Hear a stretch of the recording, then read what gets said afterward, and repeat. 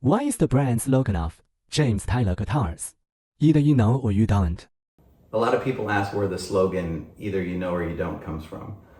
Way back in the early 90s, when I was at NAMM shows, some people would ask questions about why our guitars were so expensive, where'd you come from, who uses Tyler guitars, and that kind of thing. And I was always kind of like, well, gosh, how do you explain it? And James Tyler and I, were talking, and I said to Jim, I said, you know, if somebody can't pick up a Tyler and play it for a little while and realize why it is what it is, then I'm not going to be able to explain it to them, because you either know or you don't.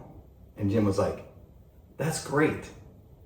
We'll make that a slogan. And it became such a slogan that we actually even trademarked that for our company only in America.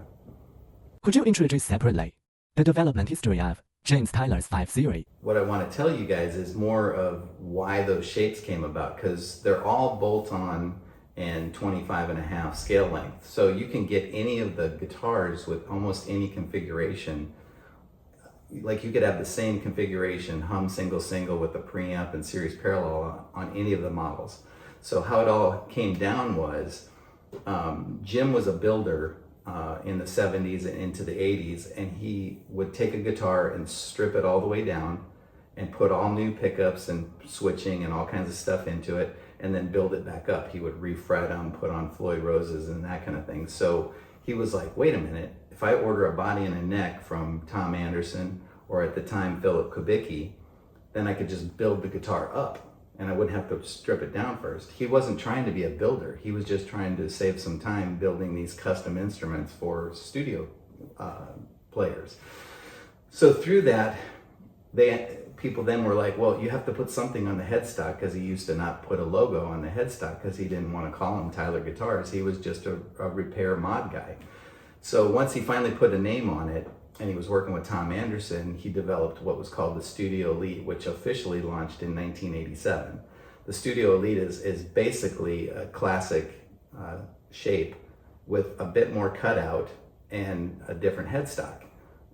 And he called it the Studio Elite because all of the guys that were using his stuff, Mike Landau, Dan Huff, Steve Lukather, Dean Parks, Steve Watson, Tim Pierce, they were all session guys. So they worked in studios, and he was really known in the studio for the sounds you could get with the Tyler. So he called it the Studio Elite in 87. Well, in the early 90s, American music became grunge. So bands like Pearl Jam and Soundgarden and those kind of bands, Stone Temple Pilots, King's X, were coming to prominence. And one of our players, Mike Landau, who's a very famous session guy who plays with artists like James Taylor, also had bands. One was called Burning Water, which is where the name Burning Water comes from for our guitars.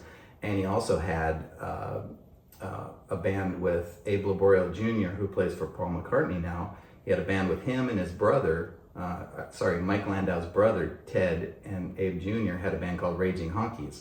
And they were doing sort of grunge music, and Mike needed something that was more traditional looking Strat, and that's when the Classic was born.